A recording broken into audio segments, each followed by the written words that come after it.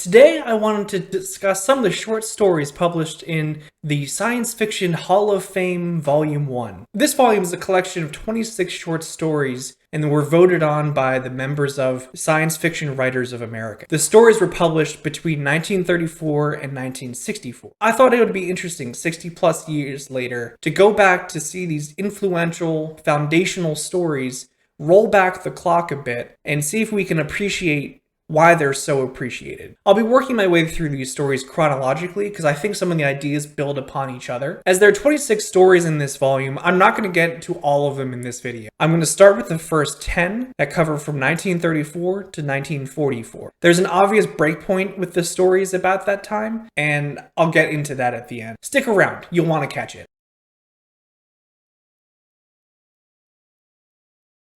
Let's begin with a quick overview of the stories and my initial reaction. The first story is The Martian Odyssey by Stanley Weinbaum, published in 1934. This story is a what-if story about an astronaut touring Mars and coming across a different bunch of alien life forms. As some might say on Twitter, I'm picturing a guy and following that story to see where it leads. What's noteworthy about this is it's one of the first stories where aliens are really alien. Instead of just being men from space, these aliens have their own inner life and inner logic that doesn't make sense to us. They're intelligent, but not intelligible. The main alien featured is named Tweel, and is an ostrich with a gun. So that's fun. A guy I'll be mentioning a few times in this video is John Campbell. He was a writer and editor of the Astounding Science Fiction magazine. He posed a challenge to his authors. Write me an alien who's as smart as a man, but does not think like a man. And this story accomplished that. My overall takeaway was it's a fine story, it's pretty nice. Tweel was pretty cool. That's about it. The next story is Twilight by John Campbell. This was published also in 1934. The setting for this is a post-humanist world where a time traveler shows up and tells a man about what the future is like 7 million years down the road. It turns out 7 million years later, humanity has solved all the problems. They have defeated all the obstacles and they have machines that are just running on autopilot to address their needs. Unfortunately, it creates a malaise and a lack of curiosity with all the humans that the time traveler met.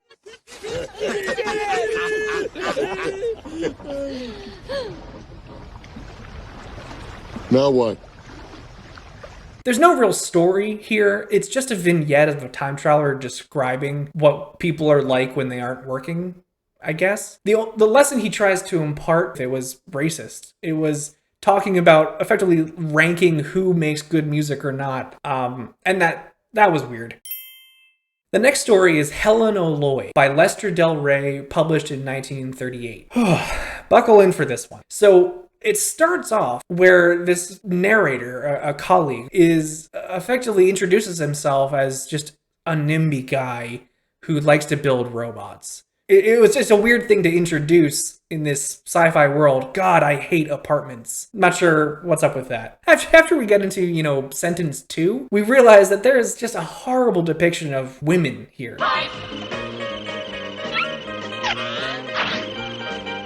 The main character here is Dave. Dave is dating a woman, and he gets frustrated that she has her own separate interests. And so he effectively storms out and says, F it, I'm gonna go build a robot to take care of things for me. I don't need this stuff! I don't need you! I don't need anything!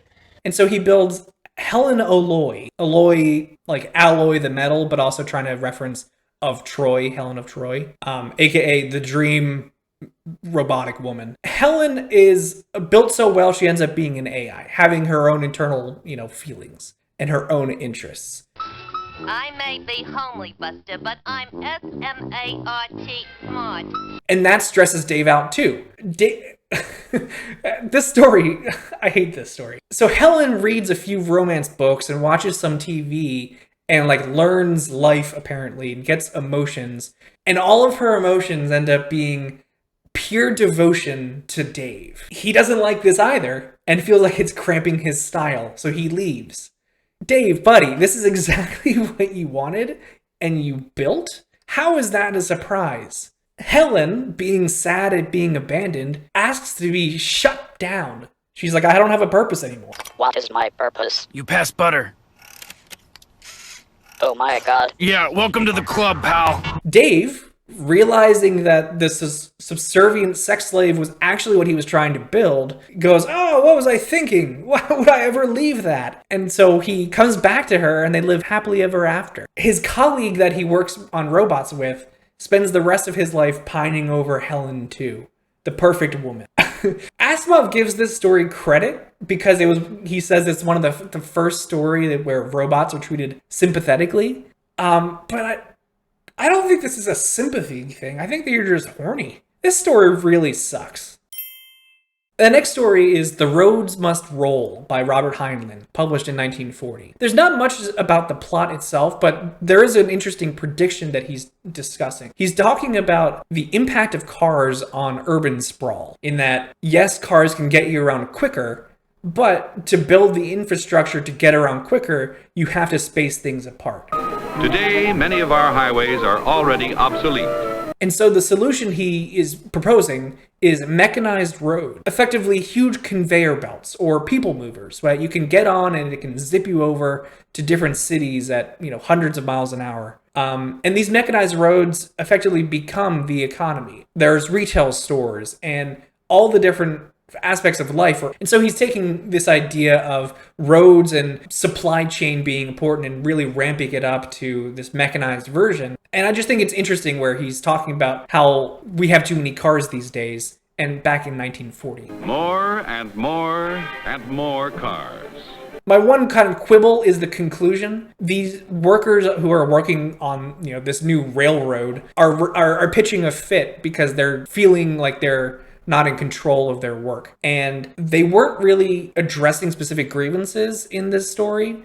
And the guy who's kind of the figurehead for these grievances and speaking out is effectively dismissed as just being like, oh, you're just an unstable guy. You're smart, but you're unstable. And that's why you care so much about, workers' rights. So that's a little weird. Heinlein has kind of a complicated political life. And so there's a lot you could probably read into that. President Eisenhower's militant call for a grand plan to provide a modern controlled access highway system for safe, efficient transcontinental travel led to the passage of the Federal Aid Highway Act of 1956.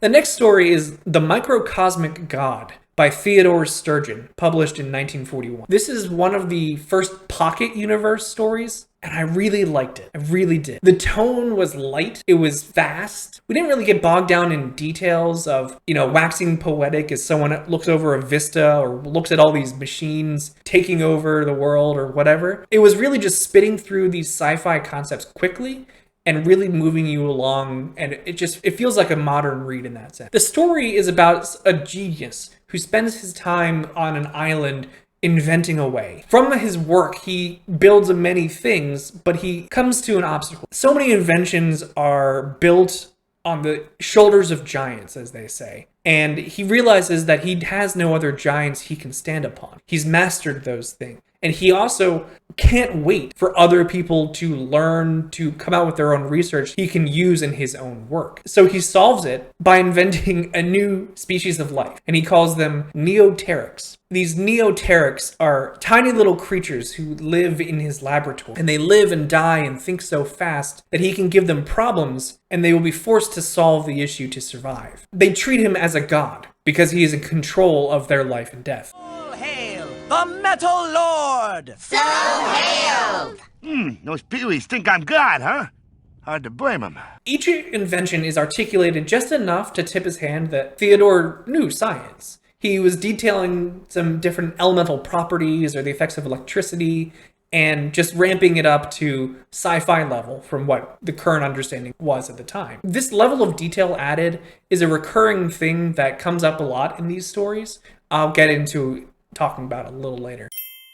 The next story is Nightfall by Isaac Asimov, published in 1941. The setting is a world surrounded by suns, and these suns are dying. They're dimming, and there's one left named Beta. Astronomers have predicted that an eclipse is coming that will block the light from Beta. A journalist and a cult follower show up to these astronomers to discuss with them their hopes and their fears for this coming darkness. The cult worships the dark, as they believe that through the darkness they can then see the stars behind. However, there's a fear of darkness. There's an oral history that darkness can turn people mad from claustrophobia, and that the world has ended the last time an eclipse came because people burned everything to restore some light. As the eclipse sets, they begin to see some stars. Not the 6 or so stars they expected were in the universe, but are surrounded by 30,000 pinpoints of light. The magnitude of this impresses on them their insignificance, and the city starts to burn. It's kind of like The Purge if no one had ever blinked or closed their eyes before. Tonight allows people a release for all the hatred and violence that they keep up inside. The next story, The Weapon Shop by A.E. Van Vogt, published in 1942. A man cries in happiness because he loves the right to bear arms. I'm moving on. Mimsy Were the Borogroves by Lewis Padgett, 1943. This is a reference to the Jabberwocky poem by Lewis Carroll. Children encounter time traveler's toys that teach them how to think in a non-Euclidean manner. The story really delves into the psychology of what children think, and how without pre-existing conditions or assumptions, they can interpret the world around them differently. It's a cute one to think about. Anyone with kids comes across this creative thinking every day, and it's nice to think that they're secret geniuses instead of being dum-dums. Now we're getting to some of the good stuff. The next story is Arena by Frederic Brown, published in 1944. Mankind is in a fight against the Outsiders, some unknown alien form. This is the first action story of this collection, where ships are zipping through space in dogfights, and there are battle royales. It reads quick, it feels modern, I really liked it.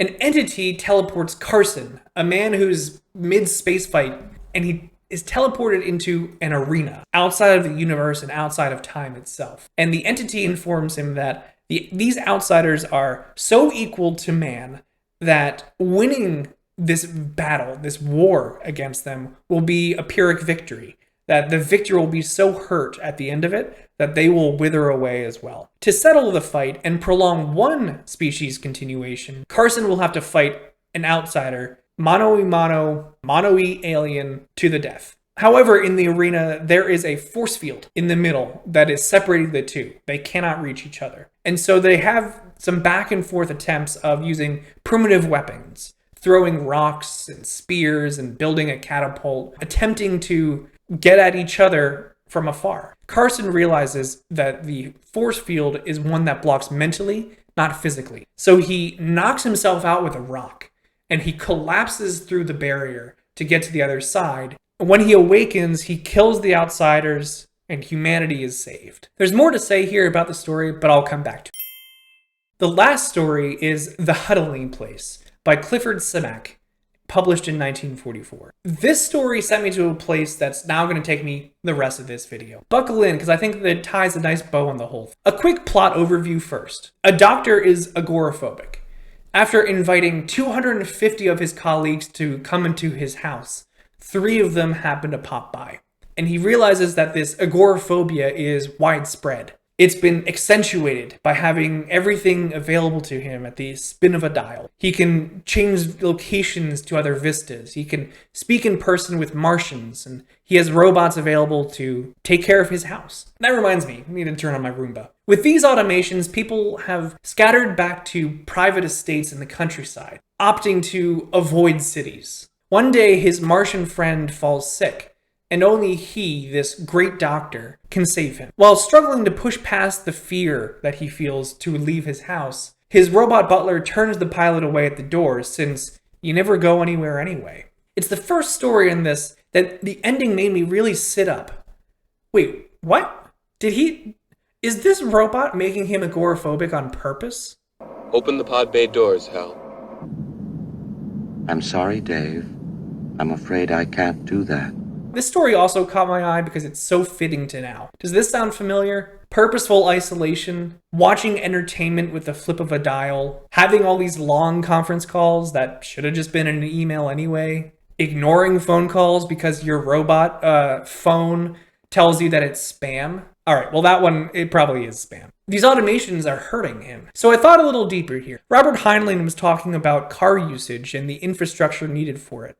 Clifford Simak was talking about suburbia potentially popping up, having your own domain instead of living in a city.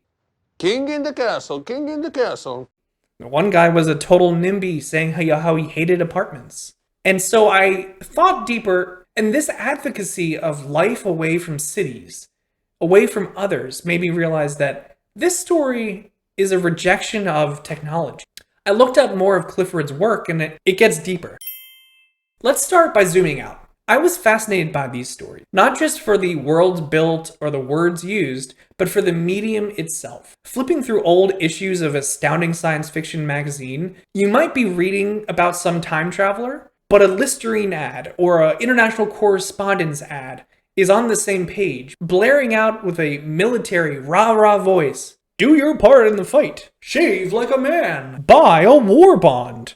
As I have before and will again, I'm brought back to Ursula Le Guin's claim, science fiction is not prescriptive, it is descriptive. The medium and the time period in which these stories came out can give us a direct link to their mindset. Firstly, and most unfortunately, an obvious mindset here was racist and exclusionary. John Campbell was the editor of this magazine, and we could hear in his stories and the stories he selected, this view comes through often. A short story is about 10,000 words. With such few words to represent entire worlds spanning across time, it was a real shame that some of these stories still took time to throw in comments talking about savagery and civilized peoples. That sucks and really dated some of the selections. From just this sampling alone of stories through 1944, I can see that the later science fiction revolutions were absolutely necessary to elevate these diverse voices. This expansion comes more in the 60s and continues in its own ways through today. Another mindset, more specific to the storytelling, was a recurring fear of science going wrong. You have your Frankensteins, where a man goes too far and taps a power beyond what a man is meant to know. The message from the first three stories, from 34 to 38, are really about the only downside to science is if we science too good, we'll get bored. It's not really a story in itself, it's just little vignettes of, hey, isn't this cool to think about? It's a fizzle, not a bang, that gets you. A shift comes with Asimov's Nightfall. Despite these astronomers having the knowledge to model the stars and predict eclipses, humanity still falls to ruin in the dark. There is a maturing, hardening of view as World War II's impact becomes felt everywhere. In his introduction to Caves of Steel, Asimov directly refutes this Frankenstein idea. I could not bring myself to believe that if knowledge presented danger, the solution is ignorance. Fire was dangerous from the start, and so even more so was speech. And both are still dangerous to this day, but human beings would not be human without them. This view is shared in the story Arena. While Carson hurls missiles at the enemy to cause damage, it's not a decisive win. Only by digging deep and crossing that final mental barrier that was holding him back, moving from fighting wisely to desperately, does Carson win. That's the same message here. Win at all costs. Ramifications be damned. Coming back to Clifford Simak in 44, the Huddling place have people less dependent on each other, scattering back to the countryside to tend hydroponic gardens because of security and automation. Another story of his, City, is similar, but the love for security becomes more clear. The reason they scatter is for fear of a nuclear holocaust. The bang, not the fizzle. Most science gone wrong stories were predictions or reactions to unleashing atomic power. Sitting here in 2022, it might feel hard to keenly feel that fear, but it was very real. For some older folks, you would absolutely get it. Duck and cover. Paul and Patty know this. No matter where they go or what they do, they always try to remember what to do if the atom bomb explodes right then? It's a bomb. Duck and cover. Again, a main takeaway of flipping through these magazines was the mindset of the times. To discuss the science fiction viewpoint that this volume holds, I must mention the editing choices of, yes, again, John Campbell. Campbell's editorial vision was of science fiction being a hard science, one where authors really knew what they were talking about. Inventions shouldn't get merely hand-waved away by saying quantum. It feels like every story in this magazine, there is a beat where a scientist pauses to mention how certain elements or chemicals react, or what metal the spaceships are made out of. This is coming from John's influence. He preferred stories that were plausible and based on a more grounded science. His monthly editorial letters in the beginning of each magazine would teach some science concept. Silver is this element, and it burns white, and it has these properties, and it can be used for these applications. However, for 1 month in 1945, he sets the monthly lecture aside to talk directly about the world. That summer, the United States had dropped the first atomic bombs, and science fiction stories weren't so odd anymore.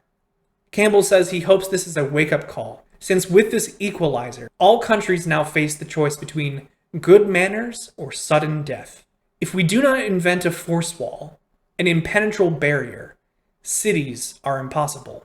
And I'm brought back immediately to Frederic Brown's Arena and Clifford Simak's Huddling Place. These are still science fiction writers dreaming of solutions to address their current reality. Robert Heinlein, back in 1940, nailed describing a Manhattan Project making radioactive weapons to win World War II in Solution Unsatisfactory. This is 5 years before.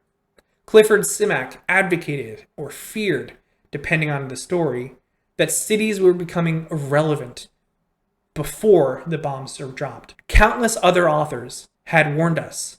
Science going bad was never a fiction.